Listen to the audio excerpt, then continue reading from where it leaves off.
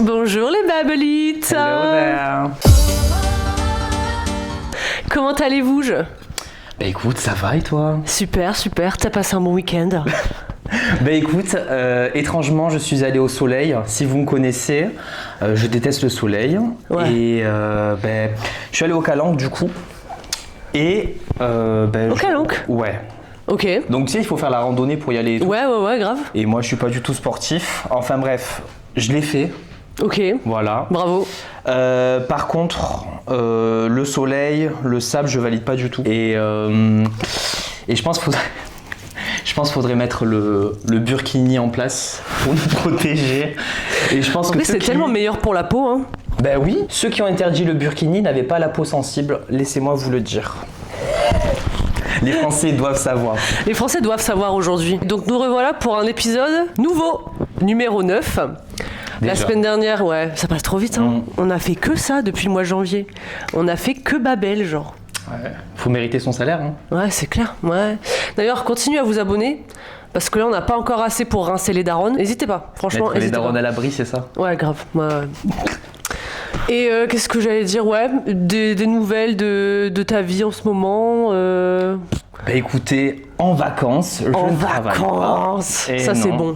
Et je suis prof, donc moi j'ai pas vos 5 semaines éclatées, je suis en vacances tout le temps, je ne fous rien de ma vie. C'est clair. Et voilà quoi, il fallait choisir la bonne voie professionnelle.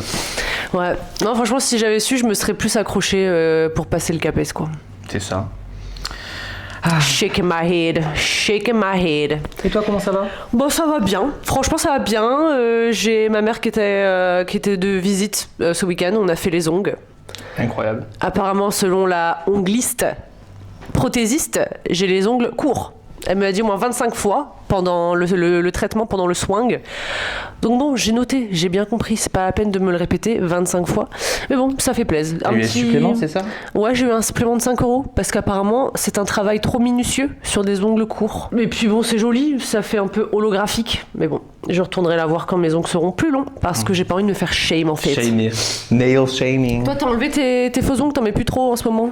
Non, c'est bon. Non, ça m'a saoulé en fait. Après, pour écrire et tout, au clavier et tout, c'est pas ouf. Grave, c'est trop chiant, c'est vraiment trop chiant. Quand tu me les faisais à l'ancienne là, c'est trop joli en vrai, c'est trop en mode bad bitch et tout, mais comment c'est chiant pour vivre. Surtout quand t'es genre une femme seule au foyer comme moi, comment tu fais la vaisselle? Comment tu nettoies ton sol genre? C'est impossible, C'est une femme de ménage. Ouais, ou un mec. Ouais. Maintenant j'ai mon mec qui vit avec moi, mais quand j'en avais, c'était galère, hein. C'est à cause de toi que j'ai commencé à acheter des lingettes mouillées pour m'essuyer le cul, hein. Écoute.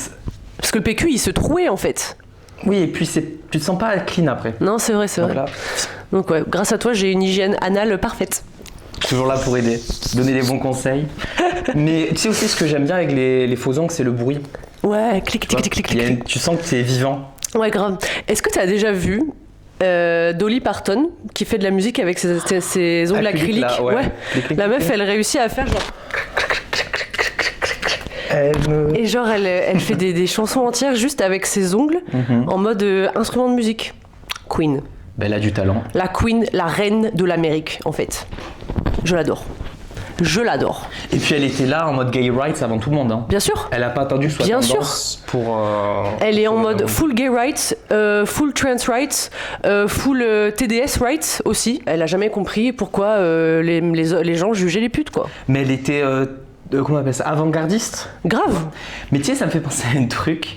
Tu vois, quand on était au collège, Ouais. les animés, c'était pas du tout tendance. Oui. On faisait un peu shamer pour C'est ça. vrai, c'est vrai. Alors que maintenant, regardez qui vient en rampant, la Crunchyroll, je sais pas quoi. et tout. C'est clair. Bref, on était avant-gardistes. Et, Moi, je me faisais shame parce que je lisais Nana, genre. No comment, la preuve. Allez, c'est bon, on passe aux histoires, ça m'a saoulé. Bah non, commence. Ah ok. Toujours toi qui commence d'habitude. Ah oui, c'est vrai. Alors, Donc, c'est quoi ton thème? moi, c'est le sexe au travail. En Ok. gros. C'est un peu plus large, mais voilà, j'ai 2 histoires. Et tu l'as trouvé sur un subreddit ou tu l'as trouvé genre dans ta tête? Suis-je la merde ou je sais pas quoi. Ah ok, un truc comme ça. Sur le Reddit américain? Oui, américain. T'as traduit, ouais. ok, Oui, ça j'ai va. traduit. Alright, on écoute histoire numéro 1. Alors, titre. Le titre est: est-ce une représailles, un licenciement abusif, Puis-je faire une pétition pour retrouver mon poste? Bon, ça a l'air chiant, mais je vous raconte. Cela s'est passé en Pennsylvanie, aux États-Unis.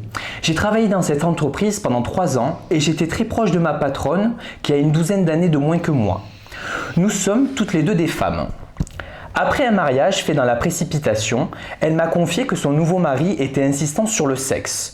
Elle a même prétendu avoir peur de rentrer chez elle avec lui. Bien que cela ait été très inapproprié de sa part de me parler de cela au travail, elle était tellement bouleversée que j'ai eu de la peine pour elle.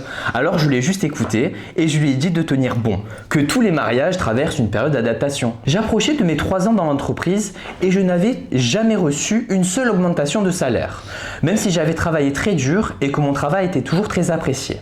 Donc, pour compenser 3 années sans augmentation, j'ai demandé une augmentation de 20%, pensant que ce serait un bon point de départ, même si je n'obtenais pas le montant total.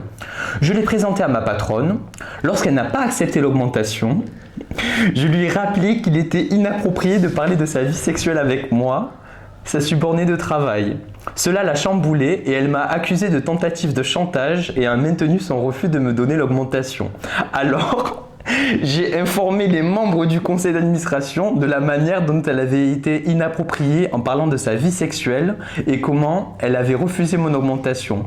Et ils ont fini par me licencier. J'ai l'impression qu'ils se sont vengés contre moi pour avoir demandé une augmentation et cela constitue un licenciement abusif. J'ai aussi l'impression que ma patronne me harcelait sexuellement en me manipulant pour écouter des détails sur sa vie sexuelle personnelle alors que j'étais au travail. Que puis-je faire? Ai-je des recours? Mais ça va pas ou quoi?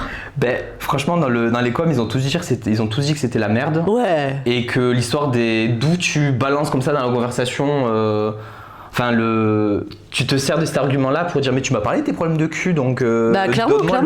C'était grave manigancé, genre. Elle fait genre, elle est innocente et tout dans le storytelling, mais. Puis en plus, ça s'entend qu'elle est persuadée d'être innocente, genre. Ah ouais, parce que en plus, mais je comprends pas, tu vois, elle précise des trucs, elle précise nous sommes toutes les deux des femmes, qu'elle est plus jeune que moi, et après elle dit qu'elle a essayé de me séduire un peu, elle dit un truc un peu chelou comme ça à la fin. Ah ouais? Pas de séduire, mais qu'elle me harcelait sexuellement, genre. Ça va pas. En me manipulant et tout, mais c'est n'importe quoi, elle lui a juste. Bon, après, elle avait pas à parler de ça comme ça. Non, mais je suis d'accord, mais genre, quand t'es au travail, tout le monde sait que au bout d'un moment, tu t'entends bien avec un collègue et tu te mets à parler de cul ou des trucs où t'es pas censé parler au travail, tu vois. Ben, surtout que. La meuf, elle en a quand même parlé à tout le monde après qu'elle a pas eu cette augmentation. Donc de base, de fait, c'est pour avoir le cash. Bah oui. Enfin bref. Franchement, les prud'hommes, c'est nécessaire aux États-Unis. Hein. Ben, mais je trouve que les États-Unis, tout ce qui est justice et tout, c'est beaucoup plus. Enfin, c'est beaucoup plus hardcore. Hein. Ah, mais bien sûr, oui. C'est pas. Il y a pas trop de. Comment on appelle ça quand tu vas pas en prison, mais on te dit attention si tu refais. Sursis. Voilà, ça. Ouais. Je crois que le sursis, c'est pas un mot trop présent aux États-Unis. Genre, je t'avoue, je m'y connais pas trop en loi américaine dans les détails, tu vois. Mais non, mais c'est clair que, par rapport au système français, c'est largement différent. Déjà, moi, je trouve ça dingue, de chez dingue. Que genre, un mec qui commet un crime horrible, ok, présomption d'innocence, blablabla, on s'en fout. Il est en prison, il a une. Comment ils appellent ça? Un bail? Une caution? Ouais, voilà, une caution. Genre, le mec, il peut sortir de prison s'il donne des sous, genre. Ouais, mais c'est pas genre 200 €, hein. C'est pas 200 $. Non. Genre, le flic qui avait tué George Floyd, là, il a été libéré sur une caution de $1 million ou $2 millions, genre. Et il les a payés, genre. Et il est parti. Mais on n'a pas eu un truc comme ça en France, là, avec le. Il y a une cagnotte litchi qui a été faite pour le flic qui a tué Naël ou quoi. Ah ouais. Il y a eu un truc comme ça. Bon, c'est pas le même système, tu vois. Ouais, je pense pas que c'était pour le sortir de prison, mais c'était pour ses frais d'avocat et tout. Ouais, je pense. Et ils ont fermé celle pour Naël, je crois, non? Oui. Ouais. Énorme. Non, mais bref. Franchement, c'est vraiment grave. Bravo. Vraiment grave. Ouais. Non, mais il y a plein de trucs comme ça. Moi, vraiment, genre, je viens ici sur Babel. Je fais genre, je suis avocate. Je suis pas avocate, mais il y a des trucs que je remarque. Je sais pas, en regardant des threads sur Twitter ou quoi, je suis absolument pas experte, mais des trucs qui choquent quand même. Genre, c'était une avocate qui expliquait pourquoi les peines pour viol sont si légères en France. Et c'était l'explication vraiment était tellement choquante et en même temps tellement vraie, tu vois, genre un commun mortel ne penserait pas à cette logique, mais en gros ils mettent des peines basses pour les viols parce que s'ils mettaient des peines trop hautes, les violeurs pourraient se dire bah autant la tuer quoi. Ouah, la logique, elle est tordue. Elle est tordue, mais en vrai.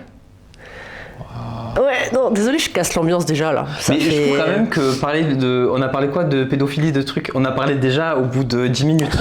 Je trouve que normalement le sujet il arrive bien plus tard. Ouais, grave. Là, on était juste en mode on a parlé le travail, voilà. Mais non, on parle de meurtrier et de violeur. Ah, il faut que je te parle d'un truc. J'ai vu parce que moi j'adore New York Unité Spéciale, les vrais sauront. Ok.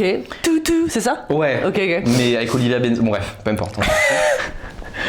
Il y a eu une affaire qui m'a grave choqué. En fait, c'est un gars qui va au commissariat et qui dit « J'ai des envies pédophiles, arrêtez-moi s'il vous plaît ». Et il n'y a rien qui existe pour les...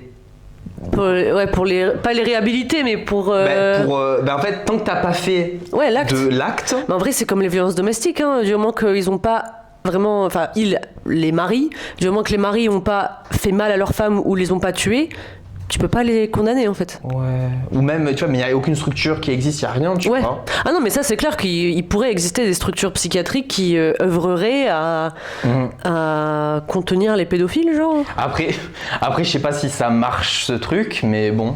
Ouais, je sais pas. Ça y est, pédophile, voilà, on y est quoi. On est à la maison, on est à Babel. Non, par contre, j'avais vu, c'était aux États-Unis, il y a je vais pas dire pas mal d'eux, j'en sais rien, mais genre au moins dans le documentaire, il y en avait 2-3 de pédophiles qui s'alliaient à la police et qui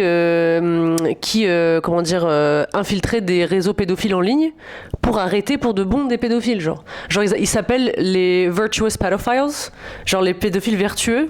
Donc ça veut dire qu'ils ont jamais acté, ils savent qu'ils ont ce désir en eux, mais ils ont du self-control pour ne pas le faire et pour aider la cause en fait. Alors, moi j'ai l'esprit tordu, je me dis, est-ce que c'est pas pour pouvoir mater des images pédopornographiques tranquilles? Je sais pas à quel point ils les laissent aider, mais en tout cas, ils sont involved dans le procédé d'attraper d'autres pédophiles. La rédemption, quoi. Ouais. C'est chaud. C'est un truc à débattre en vrai. Parce que je sais pas, qu'est-ce qui te fait naître un profil de pédophile, tu vois, certainement des traumas dans l'enfance, une éducation chelou, tu vois. Ouais. Mais genre... Je pense que... Alors, je suis pas ici en train de défendre les pédophiles, attention, hein. Mais je pense que... Chanter, va des rétros. Mais qu'est-ce que j'allais dire? Je pense que ça peut rentrer dans une affection psychiatrique, tu vois. Ouais, mais ce qui est marrant, LOL c'est que ça touche toutes les classes sociales. Et c'est souvent dans les familles même, inceste et tout ça. Ah oui, bien sûr. Donc bon, j'ai pas du tout répondu à ta question en fait, mais bon, on aime bien les data. Et toi, t'as déjà eu, pour revenir à son histoire, parce que quand même, là, on l'a un peu évincé vite, mais toi, t'as déjà eu ce genre de truc au taf, genre témoin de gens qui faisaient des remarques cheloues, ou bien, je sais pas, des situations où tu savais qu'un tel prof couchait avec un tel prof, genre? Ben en fait, j'ai déjà eu l'histoire d'un collègue qui s'amuse à draguer toutes les nouvelles qui arrivent. Mais le collègue, il est là depuis il a genre 50, 60 ans.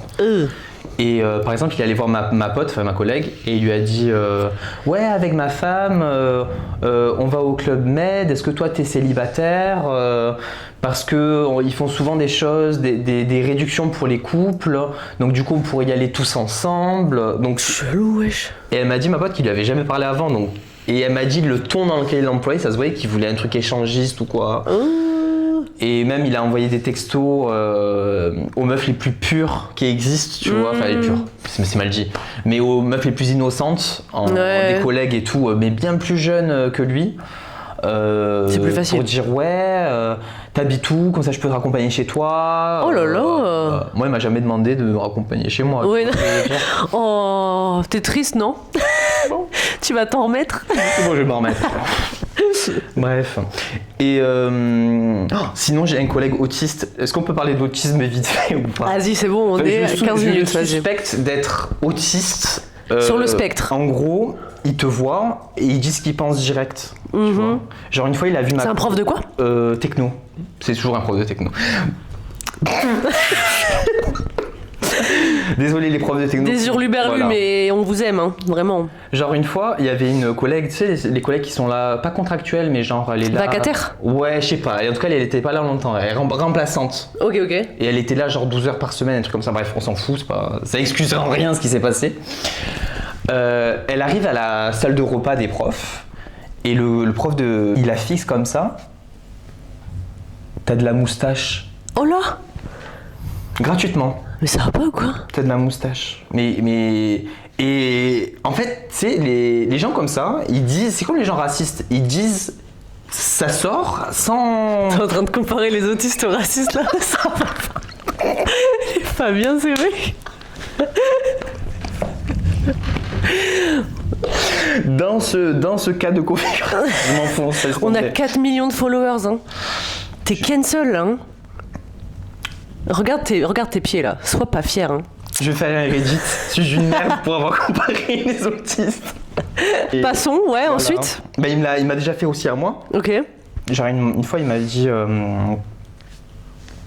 Il m'a dit... Et il pointe comme ça? Ouais, il te pointe comme ça, mais d'un très accusateur, ouais. tu vois. Ok. Genre, t'es une merde, tu vois. Il n'y a pas de subreddit là, t'es vraiment une merde, il y a une pointe comme ça. Et il a commenté ma barbe, que j'étais pas rasé. Il m'a dit, toi, t'es allé chez le barbier. Et après, il a regardé notre collègue. Toi, t'es pas allé chez le barbier. Mais il a quel âge? Mais il a genre 40 ans. Moi, en plus, moi, je sais pas dire... parler avec les gens frontaux comme ça. Ouais, direct, genre. Ouais, je peux pas... Ouais, c'est difficile, on n'a pas l'habitude, quoi. Ben non.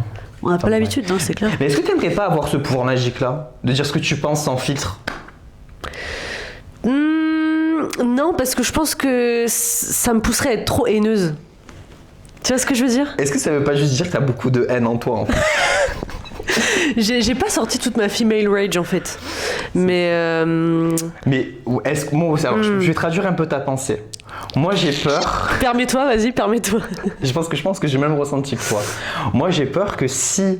Si on me donne ça, je vais prendre ça. C'est ça. Ouais. Si j'ouvre la boîte de Pandore, là, ça va dégueuler la haine, tout. Je vais devenir une bête furieuse. Et et je vais perdre mon boulot en fait. Je vais perdre mes amis, je vais perdre ma famille. Mais tu sais que je me suis sentie très proche de cet état plusieurs fois dans des tafs où je me sentais trop mal et où les gens me poussaient à bout. Tu vois ce que je veux dire? Harcèlement, tout ça. Bah pas harcèlement, mais juste ambiance de merde au taf. Où tout le monde parle derrière ton dos et tatati, tatata, nanana. Et en fait, ça me donnait envie d'agir comme une folle, tu vois ce que je veux dire? La folle du bus. La folle du bus, encore une fois, on en reparle. Mais genre, ok, je pense pas que j'ai déjà raconté cette histoire, tu m'arrêtes si on l'a déjà raconté. Mais mon premier taf officiel, c'était à Leclerc, à Lille. Non, à Aubourdin, plus précisément. Et j'avais genre 17 ans, 18 ans, c'était... Non, 18 ans. Sacrifice, en fait. Ouais, c'est ça. Et genre, c'était derrière chez mes parents, premier taf, à la fin du bac et tout, tu vois. Ouais. Et en fait, la responsable de ce magasin, tu sais, c'était exactement les petits managers qui ont un tout petit peu de pouvoir et qui, du coup, te poussent à bout pour le kiff. Tu vois ce que je veux dire? Et en fait, ça avait commencé que... Alors, j'étais juste là-bas pour juin et juillet, je crois. Ou juillet et août, je sais plus. En tout cas, 2 mois, quoi. Et quand j'avais été embauchée, j'avais dit, le 4 juillet, j'ai un mariage, je suis demoiselle d'honneur, je pourrais pas être là. Okay. 2 mois à l'avance, tu vois. Pro, c'est ce que ma mère m'avait dit de faire, donc j'ai fait ça. On m'a dit, oui, pas de souci, Louise, évidemment, machin. Ok, la semaine avant le mariage, je regarde mon planning. 4 juillet, Louise, elle travaille. Toute la journée.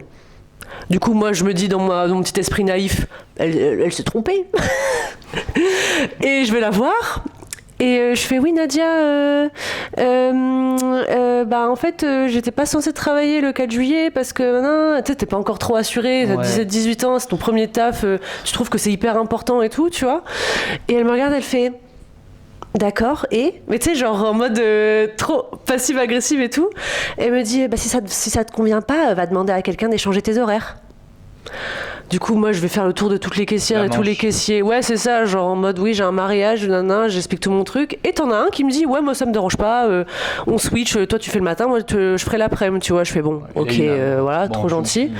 Donc, je vais revoir la meuf en question. Elle me dit, ah, mais non, lui, c'est pas la peine, on le vire à la fin de la semaine. Je suis là, genre... Et donc tu me dis ça à moi et genre lui il est pas au courant, tu vois, genre what the fuck. À la semaine prochaine. Voilà. Et d'un coup elle commence à s'énerver contre moi au milieu du mag, hein, genre tu sais à l'accueil là, avant que là où les gens rentrent quoi, je suis là debout avec elle.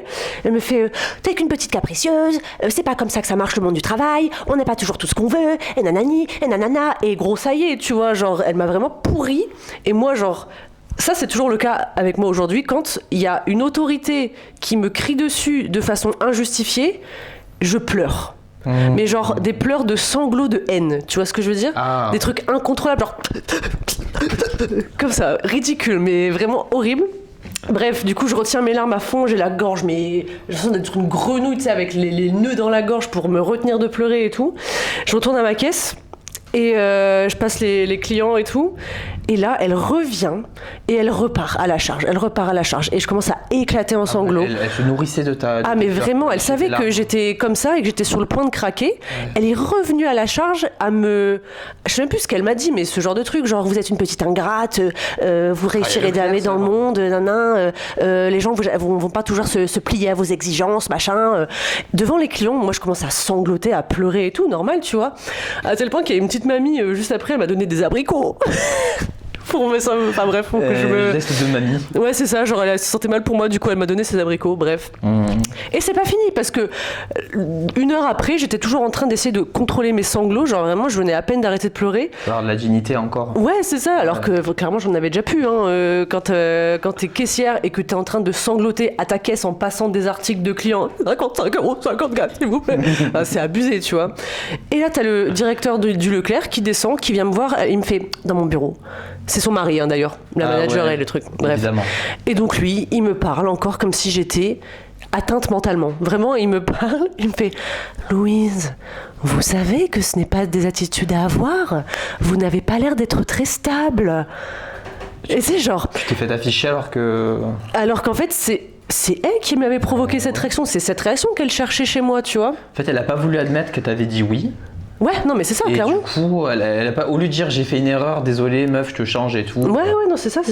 Voilà. Et donc bref, je finis mon shift, je rentre chez moi, le lendemain j'y retourne et je baisse un peu la tête parce que j'ai pas envie de le croiser son regard, tu vois. Et évidemment, la meuf, elle fait tout pour que je croise son regard et elle me fait comme ça, ou non.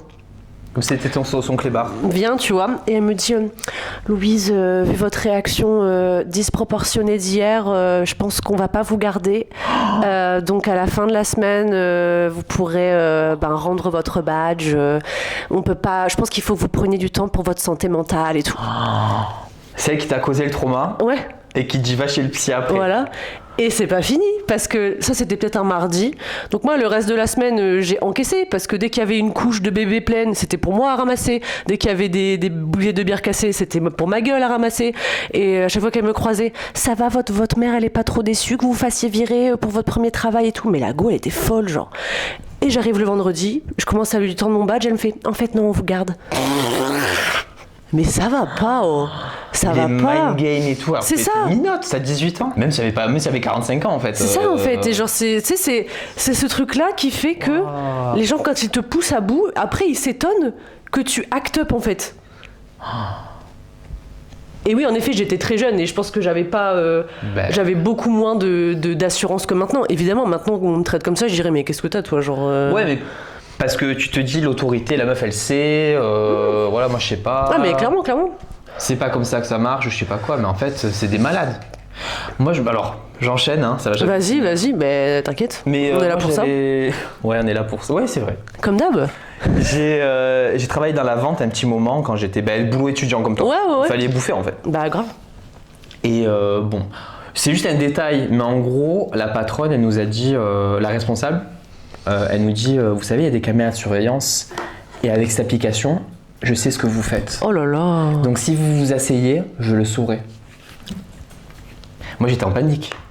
La caméra et tout. Ouais, parce qu'elle voulait pas nous voir inactifs. Ouais, mais ça c'est classique dans le commerce. Donc pas de téléphone, pas de... Et là tu fais, tu sais, le bullshit job où tu fais semblant de travailler. Ouais, tu touches des trucs. Voilà. Tu remets des bouteilles de shampoing droite. Tu fais ça avec tu fais la poussière, tu fais tout. Et après, au bout des moments, t'es comme ça, t'es un automate. Dès qu'il y a un client, évidemment, tu les terrifies, les clients, parce que tu débarques comme ça te fait un truc, ton cerveau est stimulé, donc du coup, tu les arrêtes. Ouais, non, c'est ça. Voilà. Puis vraiment, genre, j'en ai déjà parlé, mais je continue dans ce coup de gueule. À quel moment un client va être dérangé de voir un caissier assis à sa caisse, en fait? Genre, en quoi il faut être debout? Tu vois ce que je veux dire? Genre, évidemment, faut pas être comme as sur un canapé, tu vois. Mais genre, qu'est-ce que ça dérange qui de rester assis Enfin, genre, je sais pas. Surtout quand t'es caissière, c'est déjà un métier trop fatigant. Enfin, je me rappelle d'histoires où t'as des femmes qui ont fait des fausses couches à leur caisse parce qu'elles avaient pas le droit de s'asseoir. Enfin, c'est un truc de fou quand même. Mais je pense que. Bon, on va parler un peu capitalisme, mais je pense que c'est des mots qui arrivent tout le temps. Ouais, c'est les mots-clés récurrents, mais on arrive toujours à en parler de façon légèrement différente. Donc c'est cool. Le spectre. Ça, les spectres capitalistiques. Mais en fait, les gens qui décident de comment tu tiens au bureau, c'est des gens qui n'ont jamais travaillé à ce Mais poste-là. bien sûr, bien sûr. Donc forcément, ils se disent ça présente mieux qu'elle soit debout. Et donc du coup, shut the fuck up et fais-le quoi. Ouais, vraiment. Mais après ça, il y a une émission là, Mon Patron Incognito ou quoi, Oui. où ils découvrent que en fait c'est chiant de travailler et ça fait mal au dos et je sais pas quoi. Et enfin Ouais. bon. Mais en fait, genre, mais c'est comme les gens qui respectent pas les gens qui les vendeurs, les vendeuses et tout. Il faudrait faire 2 mois de travail obligatoire. Attention, je vais sonner comme le goulag, mais pour se rendre compte à quel point c'est difficile en fait d'être dans la vente, d'être dans le commerce en général. Et même les clients. Ouais, c'est ça que je veux dire. Je me suis trop mal exprimé, mais c'est ça que je voulais dire. Prends mon badge, fais-le, 6, go, Ouais. allez. Et Parce que moi, je suis désolée, mais il y a des questions. Ça peut même pas venir de la bouche d'un cinquantenaire pour moi, genre.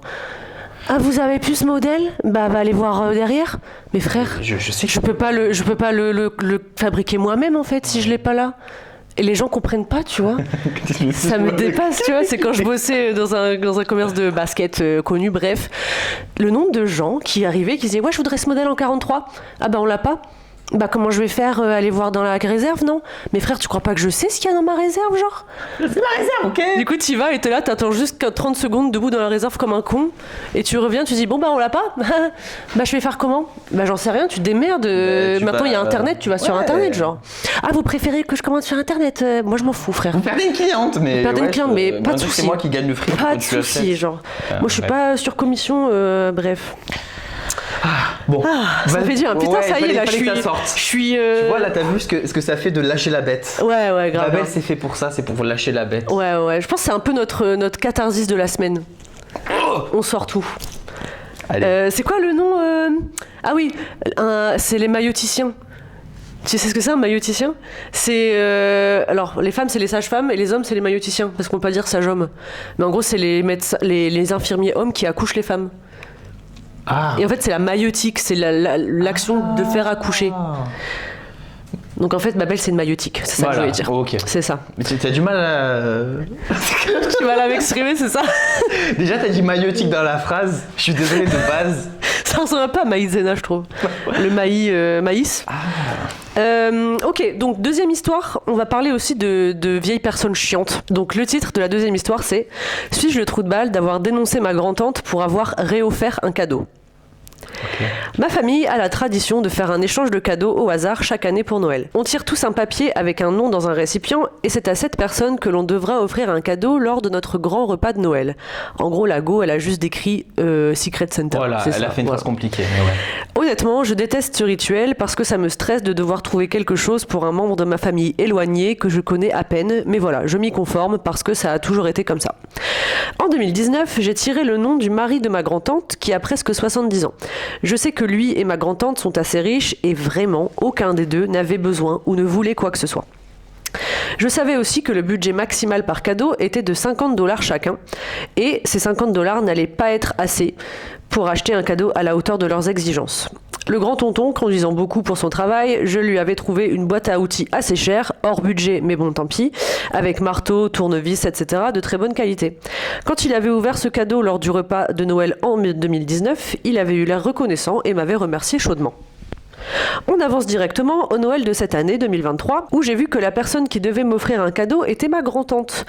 Quand je l'ai ouvert, j'ai immédiatement reconnu la boîte à outils que j'avais offerte à son mari 3 ans auparavant. Elle n'avait pas été ouverte et j'ai reconnu le morceau de scotch Fantasy que j'avais collé sur l'étiquette du prix en 2019.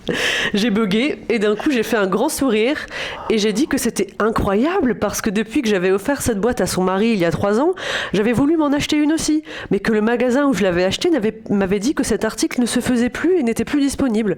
J'ai un peu abusé quand j'ai dit qu'elle avait dû vraiment se donner du mal pour en retrouver une exactement comme celle-ci 3 ans après. Oui bon, j'ai précisé il y a 3 ans un paquet de fois. Et pour finir, je me suis bien donné en spectacle en allant la remercier à bras ouverts, l'embrassant et riant de joie. Grand-tonton et grande-tata avaient un sourire figé sur leur visage. En effet, ma grand-tante a une réputation bien connue de tous. C'est une grosse radine, malgré le poids de son compte en banque. Elle est connue pour réoffrir des cadeaux, et quand elle en achète, elle va au dollar store et dépense pas plus de 3 $. En gros, c'est genre babou, tu vois. Bref, toute la famille venait de me voir faire toute une affaire à ce propos.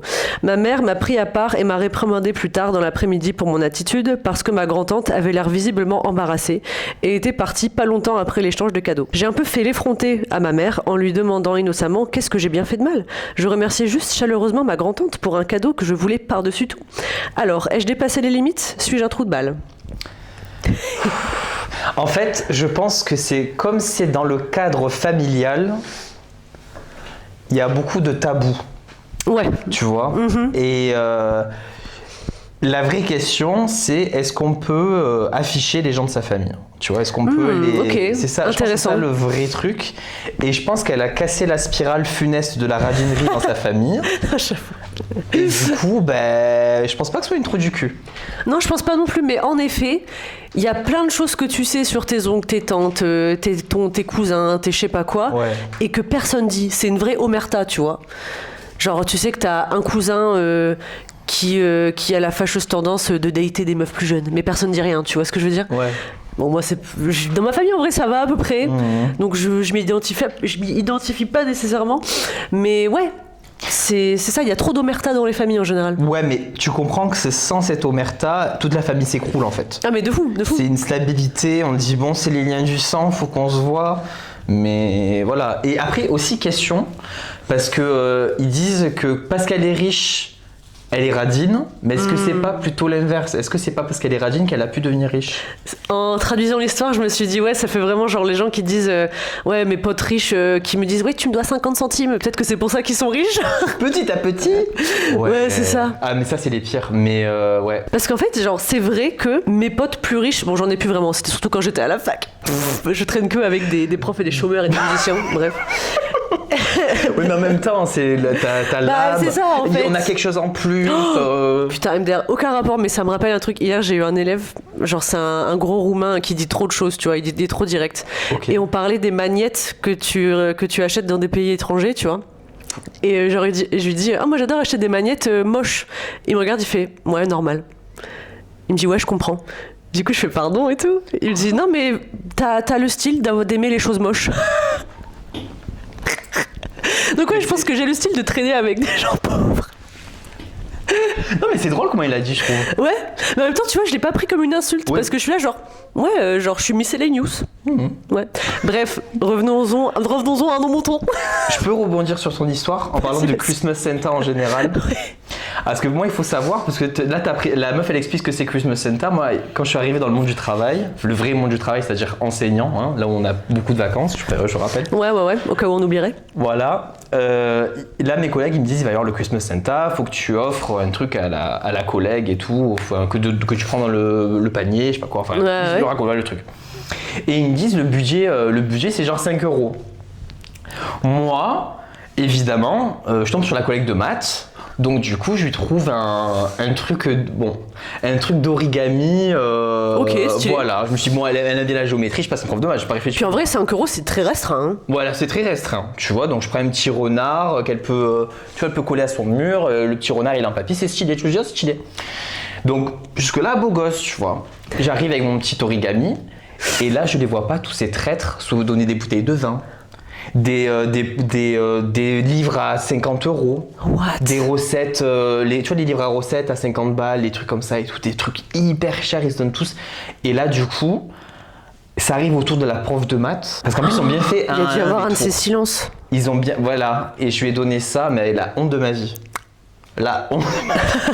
Et tu sais, je l'ai vu des années plus tard, elle en a reparlé. Moi, je crois toujours, j'ai foi aux gens pour pas m'humilier en public. Et à chaque fois, ils me déçoivent. Ouais. Tu vois. Ouais, je comprends. Et des années plus tard, je me suis dit, bon, c'est passé, l'eau a coulé sous les ponts, il y a que moi qui m'en rappelle, personne d'autre. Ben, évidemment, la victime s'en rappelle. Et elle m'a call out devant tout le monde au repas des anciens profs du collège. Genre. Bon, après, legit. Ouais. Tu vois. Non, bien sûr, bien sûr. Mais bref.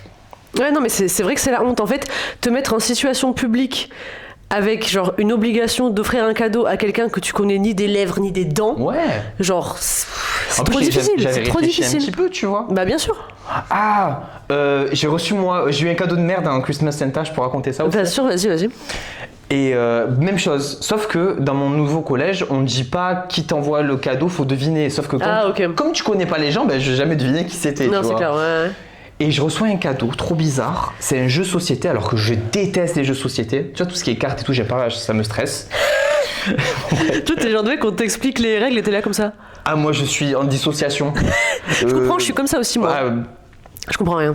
Genre le jeu qu'on a joué au Nouvel An, là, vraiment, il a fallu qu'on me l'explique. Après, j'ai aimé. Mais il faut faire la partie. Ouais, c'est ça. Moi, je suis en mode. Faut imager, on la le pratique. fait, on fait une fausse partie, là, je comprends. Si tu me dis, alors j'ai 2 jetons, j'ai 3 jetons, j'ai la carte chance. Ah ouais, moi j'ai le singe avec les cymbales, là, dans la tête. C'est vraiment, il se passe rien. Moi, il n'y a même pas de singe, j'ai rien. Juste la désolation. Un espèce d'infrason avec du brouillard, genre. Le regard figé. T'as compris? Et même t'as compris, il est pas rentré. Je sais rien. Pardon, je vais pas te couper. Je sais plus. Oui, voilà, je reçois le cadeau et il y a marqué. C'est un jeu. Il y a marqué 3 ans et plus, un truc comme ça. Genre un truc hyper humiliant. Et il y a marqué le jeu pour s'exprimer sans utiliser des mots. Et du coup, je l'ai pris pour moi, parce que moi je suis cinglé. Je vois le papier. Je me suis dit, est-ce que c'est parce que je parle trop? Et du coup, il m'envoie un message genre en mode tu fermes jamais ta gueule. Du coup, voilà un jeu pour t'apprendre à fermer ta gueule. À fermer ta gueule. Et du coup, j'ai jamais su qui c'était. Je suspecte le fameux prof de techno. Ouais, franchement, ça pourrait. Ça pourrait. Ça et pourrait. J'ai quand même mis un message un peu spicy dans la conversation des profs. En disant j'espère que c'est pas pour ça. Il y a eu 0 réponse, du coup le spice est venu vers moi en mode bon bref, voilà. Je suis sûre que ce prof de techno il parle de toi en mode putain il y en a un il arrête pas de parler, il est insupportable. Tu sais il raconte des anecdotes avec toi à ses amis et comme toi tu racontes. Ah ouais, c'est un peu, je suis un peu son Toto. Comme moi lui c'est mon Toto, moi je suis son Toto. C'est parce qu'il nous a fait Toto aujourd'hui. Mais tu sais ce qui m'a fait Toto? Je peux raconter avant que je raconte, m'en fous. Vas-y, on s'en fout. Tu feras le montage au pire. Mais oui. Moi, il faut savoir que ce collègue, je l'évite comme la peste. Genre, il arrive, je m'en vais. Tu vois, c'est genre, parce que j'ai pas l'énergie pour gérer ça. Et un jour, je marche vers la salle des profs en mode bad bitch et tout. Enfin, en mode bad bitch avec le classeur. Ouais, non, normal. En galère, quoi. En mode anti-Toto, quoi. Voilà. Et là, il me fixe. Bon, il m'a pas pointé du doigt. Ah, ok. Il m'a pas progrès. Pointé, voilà, progrès. Mais il m'a fixé comme ça. Mais trop flippant, genre. Et je dis, bon, tu vois, je marche, mais il faut quand même que j'aille à la salle des profs faire une photocopie, tu vois. Enfin, un human being, tu vois. Bon, bref.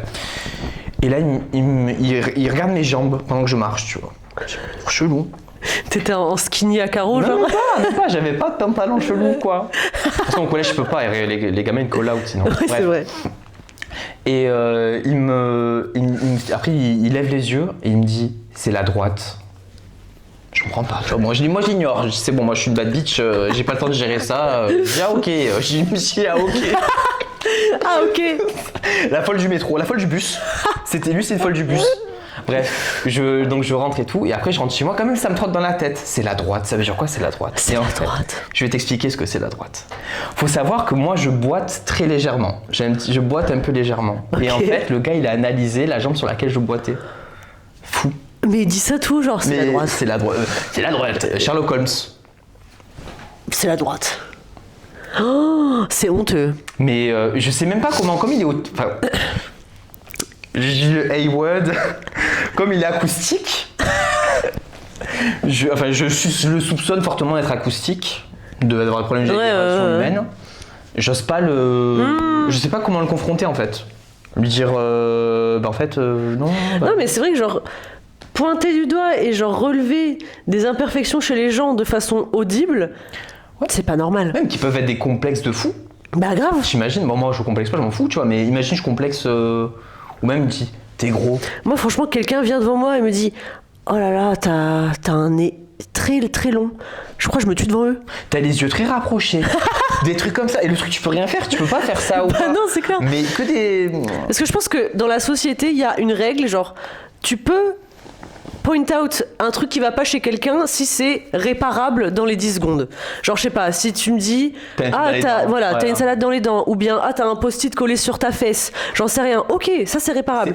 Mais si même. tu me dis t'as un bouton sur le front, si tu me dis ton collant il est filé à 8h du matin, je peux rien y faire en fait. Ouais. Je peux rien y faire. À moins qu'elle ait des collants dans le réfrigérateur du Voilà, collège. c'est ça. C'est bon. Mais bon, ce qui n'arrivera pas. Ouais, c'est clair. Oui, je repars sur l'histoire parce que du coup, moi, j'ai déjà réoffert un cadeau. Et je me suis tapé la honte devant des gens. Parce qu'ils ont capté. Alors, mais t'es bête aussi. Enfin bon, ouais, après, je te poserai la question si t'es pour ou contre le réoffering de cadeaux. Ouais, on parlera de ça. Mais du coup, c'était quand j'étais en année d'échange aux États-Unis et on avait fait un Secret Santa avec tous les gens internationaux, tu vois. C'était sympa et tout. Il y a une fille, du coup, la fille qui avait mon nom, elle m'a offert genre crème pour les mains, crème pour le visage dans un petit coffret qui présentait assez bien. Genre, t'avais comme un petit sac transparent avec une anse, tu vois. Une marque qui s'appelle Mary Kay. Je connais pas du tout parce que c'est un truc américain. Bref. Bon. Et cette même année, j'étais invitée à passer Noël chez les parents d'un pote américain à l'autre bout du pays, bref, que j'ai jamais rencontré avant de ma vie et tout. Très chrétien, très catholique, très genre on boit pas d'alcool, on prie avant de manger. Enfin, vraiment le truc typique que tu t'imagines d'une famille américaine du Sud, tu vois. Déjà, moi, j'arrive là-bas avec mes tatouages, avec mes docks, avec mes piercings et tout. Fallait que je fasse vraiment que je m'écrase un peu, tu vois. D'ailleurs, mon pote, avant que j'arrive là-bas, il m'avait envoyé une liste de trucs à ne pas faire, à ne pas dire et tout. Ah ouais. Tellement les parents sont conservateurs, tu vois. Ah ouais. Du coup, t'as caché tes tatouages et tout. J'ai gardé les manches longues. D'accord. Ouais. Par contre, les docks, t'as assumé. Oui, les docks, j'ai assumé, voilà, ça va, pas de souci. Et trop drôle, j'avais pas le droit de parler d'alcool, de parler de musique pop, de parler de trucs genre dans les mainstream, tu vois. Okay. Mais j'avais le droit de fumer des clopes parce que j'étais française. Ça, c'était hilarant. Parce que c'était un cliché. Parce que voilà, les Français, ils fument, ils sont obligés. C'est un besoin. Anyways, j'arrive là-bas, ils sont hyper gentils, y a pas de malaise en vrai, même si je me rends compte que bon voilà, c'est très très catho, c'est très très dans l'opulence américaine des banlieues. Si vous avez déjà vu Édouard Romain d'Argent, vous voyez ces maisons de banlieue toutes plates là, en couleur pastel, c'était exactement ça. Ils ont un sapin de 3 mètres de haut avec 200 cadeaux en dessous du sapin, truc de fou, tu vois. L'opulence de la middle class américaine, tu vois. Et je donne un peu de contexte parce que sinon c'est pas aussi drôle. Mais à un moment, ma mère, elle m'envoie une photo de notre sapin à Lille. Mais tu sais, genre le sapin tout miskin, artificiel, qui fait 1m50 avec genre 3 cadeaux, un pour ma mère, un pour mon père, un pour ma sœur, en dessous, tu vois. Et moi, tu vois, genre, je pense...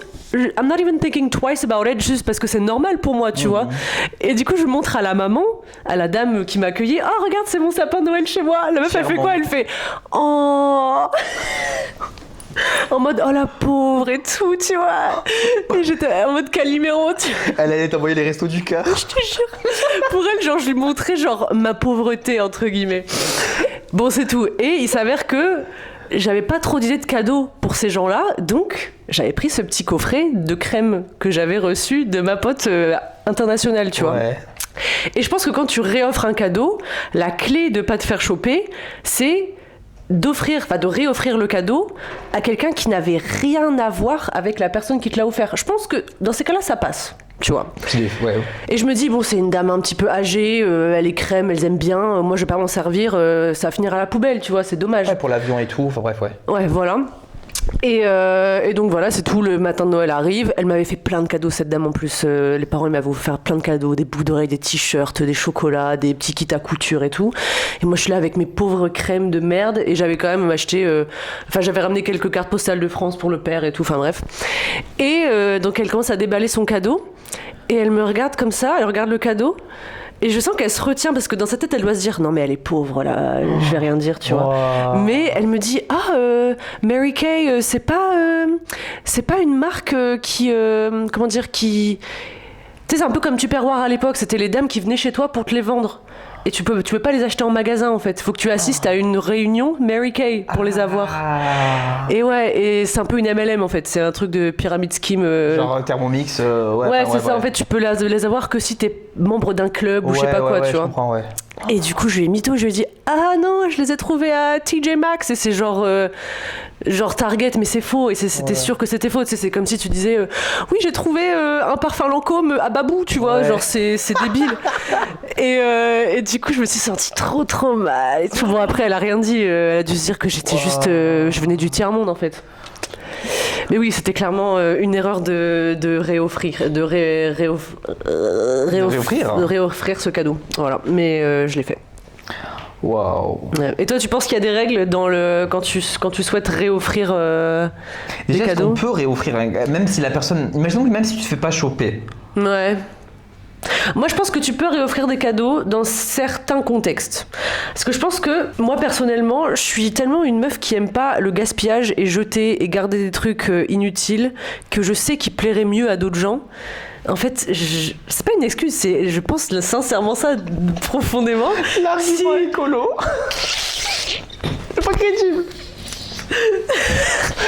Non, c'est vrai. Et justement, c'était exactement le train of thought que j'avais eu avec ces crèmes. Je me dis, je vais pas m'en servir. Donc autant servir. Donc autant l'offrir à quelqu'un en fait. Ouais.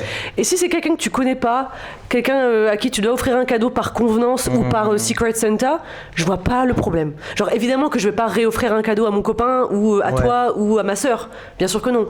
Mais si c'est quelqu'un de random que je reverrai plus dans ma vie ou bien un collègue, franchement, je vais pas me gêner. Hein.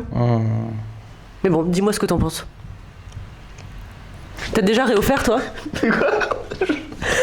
Qu'est-ce qu'il y a? Je faisais le singe avec ça. J'avoue, je t'ai perdu pendant un instant, là. Ça, il y avait un infrason, là. C'était en mode canal plus brouillé, là. Oui, je suis d'accord avec toi. On peut réoffrir les cadeaux qu'à des gens annexes. Voilà, c'est ça. Les personnages secondaires. Exactement, les supporting leads. Voilà. Est-ce que tu penses du coup qu'il y a les personnages principaux dans ta vie et les personnages secondaires? Est-ce que tu penses qu'il y a un truc comme ça Grave. Ouais. Ouais. Mais est-ce qu'on a vraiment le choix du coup? Parce que tu disais que tu as perdu tes amis riches de la fac. Ouais. Du coup, est-ce que tu es condamné à rester avec les saltimbanques que nous sommes? Non, je suis pas condamnée, c'est par... Par choix? C'est par choix en vrai. Genre, j'ai quelques potes qui ont... Genre, mon meilleur pote, je vais le nommer encore, Kevin, parce que je sais qu'il regarde pas mes vidéos, cet enculé. Il a, mais honnêtement, 250 potes, ce mec. Je sais pas comment il fait, en fait. Et genre, je sais qu'il est pas proche de chaque personne et qu'il apprécie pas à 100% chaque personne, mais il les garde dans son cercle, tu vois. Moi, je suis incapable. Genre, en fait, si je clique avec quelqu'un, c'est naturel. Et si, en fait, je clique pas ou je clique plus trop, naturellement, la relation, elle va s'essouffler et je vais finir par plus les voir, tu vois. J'ai pas trop de friend break-up dramatique, à part quand c'était vraiment des trucs hardcore, genre une meuf qui était anti-vax, qui pensait que avoir le pass vaccinal, c'était comme porter l'étoile pendant la Shoah. Bref, ça, c'est des gens à cancel et je le fais. Mais quand c'est juste des gens de qui tu t'éloignes parce que t'as plus trop la vibe avec eux, bah... Et moi, honnêtement, venant d'un lycée de catho méga riche avec des parents avocats, notaire, je sais pas quoi, bah en fait après le lycée je crois que j'ai gardé un pote qui vient du lycée parce que c'était un autre mec de classe moyenne basse quoi. Je dis pas que je veux pas être pote avec des riches, hein. Et pas du tout, mais il y a des attitudes qui me déplaisent. Bah, je pense que quand tu traînes avec des riches, tu dois quand même t'adapter à eux. Les riches s'adapteront pas à toi. Non, c'est clair. Toi, tu dois t'adapter à eux. Et t'as pas le même train de vie. Tu vois ce que je veux dire? C'est clair. Et au niveau du budget, tu peux pas tenir la cadence. Non, c'est clair. Ça va. Allez vite, il y a le plat du jour qui est à 40 € aujourd'hui, c'est trop bien. Ouais. Mais tu vois le manque d'éducation aussi des riches. Ouais. En mode, ils disent pas une seconde, peut-être qu'elle a pas les mêmes moyens parce que pour eux ça n'existe pas. Le tiers-monde, tout ça. La France du bas. C'est ça. Ouais, non, c'est clair. Ouais. Mais oui, je pense que aussi réoffrir des cadeaux, ça vexe beaucoup plus un riche qu'un pauvre.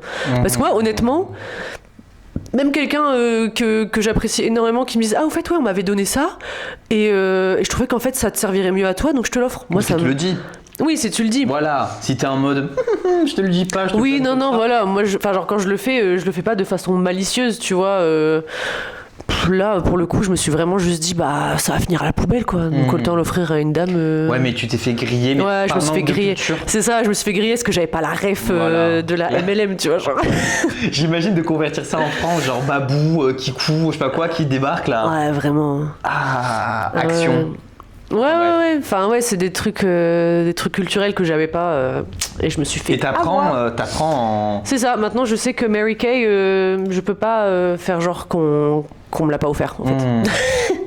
Mais tu vois, maintenant tu te rappelles de ce que c'est Mary Kay. Exactement. Ouais. T'aurais pas su sinon. C'est beau. On tire des leçons quand même. Grâce à Babel. Grâce à Babel, exactement. Abonnez-vous encore. Hein. T'as combien de millions là? Bah là, on est à peu près 7-8 millions quand même. Ah ouais. Ouais. Donc ça commence à avancer pas mal. Ça s'est réglé avec Squeezie d'ailleurs? Ouais, bon. Il y a eu tous ces squeezos qui nous ont pris à la gorge, mais bon, après ils ont compris que c'était une blague et que. Mais en même temps, c'est difficile pour eux de comprendre que les femmes peuvent faire des blagues, tu vois. Genre, c'est pas. En général, ils pensent qu'on dit quelque chose et qu'en fait on n'a pas fait exprès d'être drôle ou bien que on est sérieuse à 100%, tu vois. Donc c'est difficile pour eux, je comprends. Bon. Je propose qu'on fasse une dernière histoire parce qu'on a vraiment papoté, donc vas-y, je t'en prie. Ah ok, tu avais pas une deuxième? Ok. Bah ouais, mais ça va faire long là, on est déjà quasiment à 1 heure. Arrête déjà. Ouais. On s'amuse comme des petits fous. Des babelles, ça babelle sec. Bah écoute, j'espère que ça vaut le coup, hein. Au pire, on dira la chaîne. Ok. Suis-je une merde si je fais virer ma maîtresse pour sauver mon mariage? Alors, je sais que je serai jugé pour cela et je le mérite totalement, mais j'accepte quand même vos retours. J'aime ma femme, mais la vie a pris le dessus et nous nous sommes éloignés. Bêtement, j'ai eu une aventure avec une collègue, appelons-la Annie. Et ma femme vient littéralement de l'apprendre. Je sais, joyeux Noël. Joyeux Noël, ouais. Je me sens hyper mal. Je pense que cela vient de me faire réaliser à quel point je pourrais tout perdre. C'est une femme incroyable, une épouse, une mère, etc. Je sais que je ne la mérite pas. Je n'ai jamais rien fait de tel auparavant. Elle était tellement bouleversée, mais elle a accepté de me donner une chance. Il y a cependant une condition qui me dérange. Elle ne veut plus que je travaille avec Annie. Ok. Voici le problème. J'ai commencé il met des guillemets, la relation amicale avec Annie, puis mon patron est parti et Annie est devenue ma responsable et donc ma patronne. Ouh, donc pas la même hiérarchie. Voilà.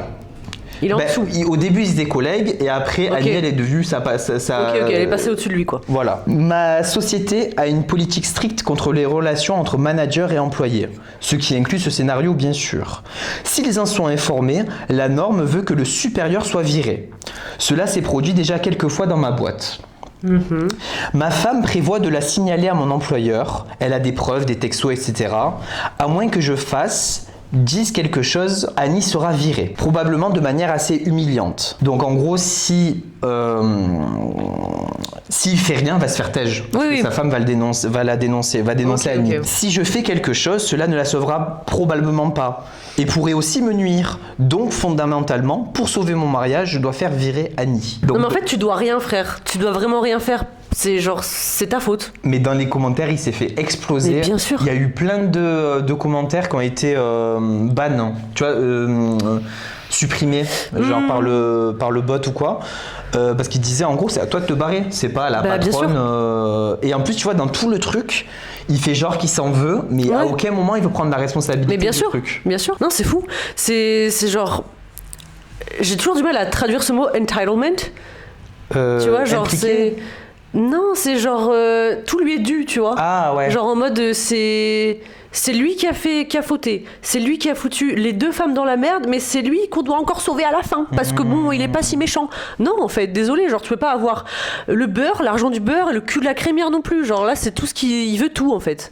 C'est vraiment une attitude de mec. De mec, oui, ça va sans dire bien sûr. Voilà. Mais c'est une attitude c'est révoltant en fait. C'est révoltant. Mais je pense que... Alors, je pense qu'en tant qu'homme, on est éduqué à tout avoir, à pas faire de compromis. Les compromis, c'est pour les meufs. Bien sûr. Nous, on n'a pas à gérer vos trucs de responsabilité ou je sais pas quoi. Là. Ouais. Tu vois. Oh, on va avoir un cul de chat. Magnifique. Est-ce que c'est pas ce que les gens de Babel veulent voir? Remonte un petit peu. Ah, attends, ça censure l'anus. On va se faire Doban, là, je m'appelle ça. Mais oui, non, mais c'est clair. On n'est pas du tout élevé de la même manière. Mais ouais, mais du coup aussi c'est rageant, c'est tellement rageant. Et il baise sa collègue qui est devenue sa patronne, mais déjà de base, tu vois, le gars il veut tromper sa meuf. Enfin, il trompe sa meuf, mais avec sa collègue de travail. Donc sa sphère privée elle est ruinée et sa sphère de travail aussi elle est ruinée, tu vois. Il a tout ruiné. Et malgré tout, il est là en mode oh mais comment je vais faire? Bah tu prends responsabilité de tes actions. Enfin genre il faudrait qu'il ait genre une liberté totale de foutre en l'air la vie de tout le monde sans aucune répercussion. Et en plus sa femme qui lui laisse une chance, et c'est elle qui doit lui dire mais en fait alors il y a malgré tout une condition qui m'embête, c'est plus l'avoir. Ben frère ouais, c'est vraiment tout avoir quoi. Tout avoir à la fois, aucun compromis, aucun dilemme, genre faut que tout aille dans son sens à lui, toujours. Est-ce que ce serait pas la morale? Ouais, mais en vrai, genre, je suis quand même tentée de lire mon autre histoire. Mais vas-y, on attend que ça. Parce que c'est aussi un mec de merde en vrai. Et je pense qu'on peut lier un peu les deux avec l'éducation des mecs et tout. Oui, dont tu parlais. Puis il faut des formats longs, c'est ça qu'on aime ici. Ouais, bien sûr. Allez, je me concentre, vas-y. Donc, histoire 4. Suis-je une merde pour ne pas avoir vu le côté marrant d'une blague sexiste? L'autre jour, mon partenaire, homme de 37 ans, était en FaceTime avec des potes à lui. J'essayais de les laisser tranquilles car je ne voulais pas m'immiscer dans leur conversation, mais j'avais cuisiné le dîner qui comprenait plusieurs accompagnements, donc j'ai tout amené dans le salon et j'étais juste assise silencieusement à côté de lui à manger mon repas.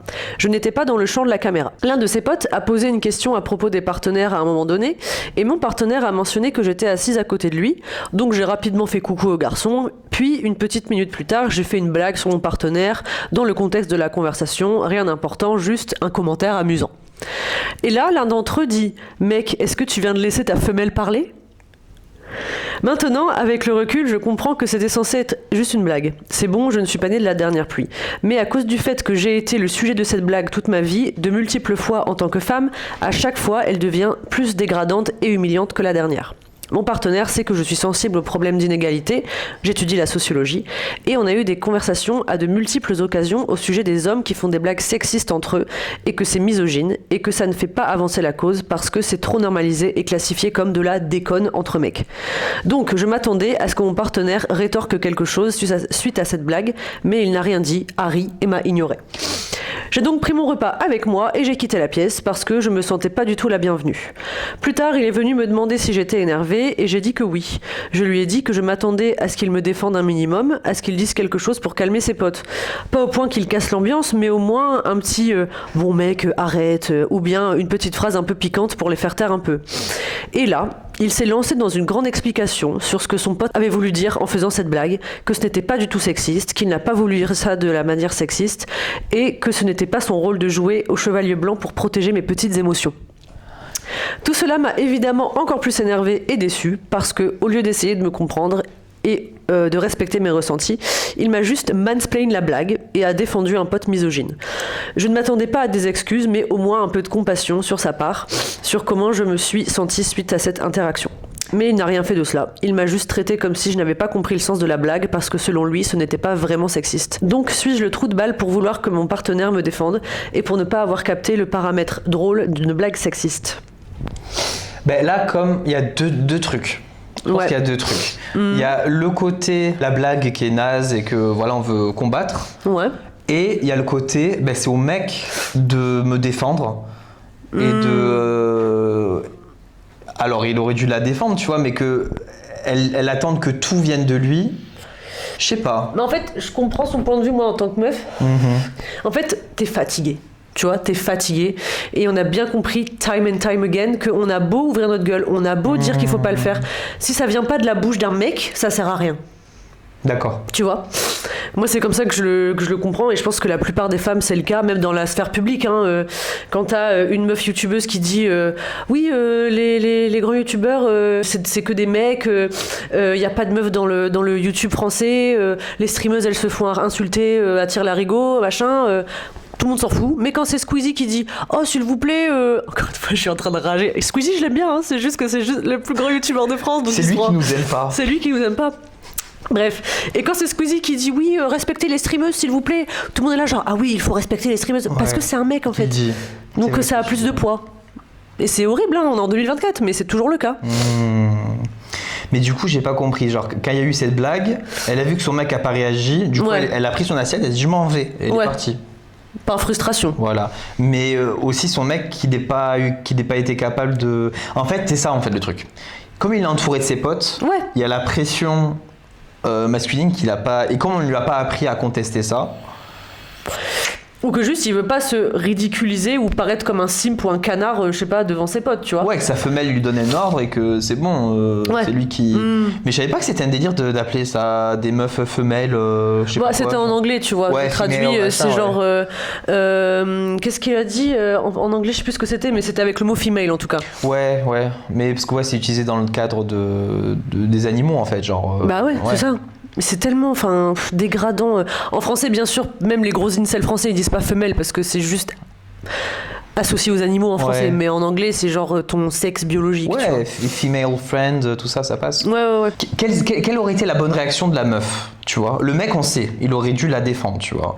Ou il aurait dû envoyer chez ses potes. Je pense qu'en fait la question se pose même pas parce que c'est pas elle qui s'est mise dans cette situation. C'est genre entre guillemets elle est la victime de cette situation. Donc elle avait rien à faire de bien ou de mal en fait, tu vois. Le truc c'est que le problème c'est que comme elle s'est barrée de la pièce, elle va passer pour la folle du qui a pas d'humour, gna gna gna. Mais si elle s'était énervée vocalement, elle serait passée pour une folle aussi. Tu vois? Ouais, tu penses. Ah, mais en même temps, elle dit ça dans le message, dans la story, là, elle dit si c'est lui qui avait parlé, ça aurait pas cassé l'ambiance. Elle dit un truc un peu comme ça. Ouais. Parce que, Puis ça, elle demandait pas à ce qu'ils disent ferme ta gueule, t'es un gros bâtard de dire ça, juste ah, mec, c'est bon. Non, elle le remettre à sa place. Pas ça, enfin, tu vois, gentiment, quoi. Ouais, moi, tu vois, en tant que mec, je réalise pas à quel point notre voix, elle a plus de puissance que la vôtre dans le truc en. En fait, surtout dans des contextes de blagues misogynes où t'es vraiment que une meuf dans un groupe de mecs. Moi ça m'est déjà arrivé plusieurs fois. Genre je me rappelle très bien d'une fois où j'étais pendant le confinement, j'étais avec mon meilleur ami et son coloc à deux, et vers la fin du confinement quand les trucs se réouvraient, ils invitaient tous leurs potes de temps en temps, tu vois. Et du coup je me retrouvais avec des tablés de 9-10 mecs et moi la seule meuf à jouer à Cards Against Humanity. Enfin, en français c'est pire, c'est blanc manger coco là, le truc avec que des blagues pédophiles, de viol, etc. J'étais là genre mais wesh. Et en fait, je pouvais juste rien dire parce que si je commençais à dire ouais le viol c'est pas drôle, genre juste je cassais l'ambiance, tu vois. J'aurais pu largement casser l'ambiance, mais bon. C'est un peu les situations de stress que tu peux avoir en famille, parce qu'il y a certains sujets qui arrivent et que t'essaies de les éviter. Non c'est ça, mais enfin je vais pas m'épancher sur ce jeu de merde qui est blanc manger coco, mais il y a une fois où vraiment j'ai pété un câble. J'étais en plus là pour le coup il y avait 3 meufs et juste le mec d'une des meufs, tu vois, on jouait. Et moi je tire une carte, c'est genre viol en réunion, un truc comme ça, tu vois. Et je suis là genre il y a aucun contexte où ça pourrait être drôle, donc juste j'ai fermé ma gueule et j'ai changé ma carte. Le mec il me regarde, il me dit t'as pas le droit de changer tes cartes. Je suis là mais ça me fait pas rire les blagues de viol. J'ai juste dit ça, tu vois. Et il commence à péter un câble en mode ouais mais du coup moi j'aime pas les blagues comme ça, je vais pas changer ma carte et tout nana.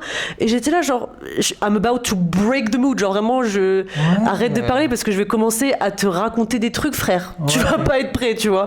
Et juste je me suis cassée et j'ai arrêté de jouer. Mais genre c'est ça en fait, c'est la frustration qui te fait quitter la pièce parce que ça sert à rien d'argumenter, tu vois. Mais en fait surtout c'est par esprit de compétition, tu penses qu'il a. Mais complètement, c'est parce que lui il voulait suivre les règles, tu vois. L'amusement, le fun, ouais. Ouais, non, c'est ça. Genre, bref, ne jouez pas à Blanc Manger Coco, c'est vraiment un jeu d'étudiants d'école de commerce. Jouez plutôt à. Dany Comment on appelle ça? Les kazoo. Le jeu des kazoo. Ça, c'est vraiment le meilleur jeu que la Fnac ait jamais créé. C'est juste une boîte avec 4 kazoo. Vous voyez? Et genre des cartes avec des chansons. Et tu dois juste chanter les chansons au kazoo avec tes potes. Good times, pas de compétition, on rigole en larmes. Et ça, c'est bon enfant comme jeu. C'est vrai qu'on avait bien rigolé quand même. Après, il faut avoir aucune once de dignité. Non. Il faut vraiment être des gens comme nous en fait. J'ai eu peur, je crois que ça. En fait, vu que ton pantalon il est rouge, je voyais pas le petit point rouge de rec. Wow. J'ai eu peur. J'ai cru que le mot dignité ça avait déclenché un truc. Autodestruction. Mais ouais, je pense que c'est une bonne conclusion. Jouer au kazoo en fait. Ouais. Voilà. Je pense quand même. Mais attends, mais t'es qui? Elle est où Manon? Eh bien oui, je ne suis pas Manon. Fantomas. Tu vois, je me suis bien caché, hein. Putain, je suis contente qu'on ait réussi à tenir jusqu'au bout. Donc vous voyez très bien que ce n'est pas Manon à mes côtés. Nous avons babelité avec un inconnu. L'inconnu qui s'appelle Louis. Louis, parce que Manon est en arrêt maladie de Babel. Voilà. On pense fort à elle. Du coup, c'est moi qui vais empocher le million à sa place. Exactement, le million de cette vidéo, ce sera pour toi, il n'y a pas de souci. Mais par contre, quand Louis reviendra sur Marseille d'ici quelques mois, on fera un Babel à 3. Quand Manon ira mieux. C'est sensuel quand même, Babel à 3. On fera un Babel à 3. Oh. Quelles histoires pertinentes vont émerger de cela. De ce Babel. Et ouais, on essaiera de faire une histoire peut-être perso de ta life. Ouais, de fou. Non, on voulait vraiment vous faire une petite blague. Petite bagounette. Et vous avez dû être là genre, what the fuck, c'est qui en fait? C'est qui en fait? Et elle est où Manon comme ça, là. Vous avez regardé 1h05 de vidéo juste pour dire c'est qui en fait? Est-ce qu'ils vont le dire à un moment donné? Mais ouais. Ça c'est du vrai rage bait. Mais c'est ça. Et après ils vont dans les commentaires, mais c'est pas Manon. C'est pas Manon. Qui est cette personne? Qui est cet individu? Voilà. Bah, en tout cas, merci d'avoir suivi Babel 9. Ouais. C'était un plaisir de t'avoir comme host. Je précise que ceux de ma communauté m'ont reconnu. Ah oui, bien sûr, il a un podcast à promouvoir du coup. C'est uniquement pour ça que je suis là. Je mettrai en description parce que voilà, si jamais les gens regardent pas jusqu'au bout, t'auras aucune promo genre. Et j'interviewe des gens dans la rigolade, on parle de sujets drôles, pas drôles, tout. Dans la bonne humeur qui nous caractérise en général. Exactement. Des bons vivants. Voilà, c'est ça. Donc aussi en tant que tout bon bobo dépressif, voilà, j'ai fait un podcast aussi, donc. Bien sûr. Voilà, ouais. Donc ça s'appelle Les Raconter. Ouais, et j'ai mis un H pour être vraiment un bobo de merde. Exactement. Voilà. En même temps, moi j'ai eu le grand honneur d'être interviewé par Louis ce précédent vendredi pour un prochain épisode. Qui sortira prochainement. Dont on va pas dire le thème ici parce que ça va casser l'ambiance. Ouais, de fou. Mais on a tous du lore en fait dans notre vie. Et je suis là pour ça, pour creuser. Exactement. Avec une petite tasse de thé. Ouais. Et heureusement que j'avais la petite tasse de thé, sinon j'aurais pleuré, je crois. Mais t'inquiète, j'ai agité mon petit micro avec vivacité. Exactement. Et hop, quand toi t'as agité le mien, tu m'as même agrafé sur moi. Exactement. Et voilà. En mode Manon. En tout cas, voilà, big up à Manon. Ouais, on l'aime trop. Force. Oui, force. Et voilà. Force. Je sais pas faire les signes, les trucs, je sais pas faire genre, ça. Genre comme ça, là, en mode cœur. C'est trop compliqué pour moi. On va faire à l'ancienne, comme les gens cérébrés. Bye, les babelites. Bye, on vous aime. Très fort. Au moins, nous, on vous aime, contrairement à vos familles. Bye. Tu peux la mettre la musique allemande, non?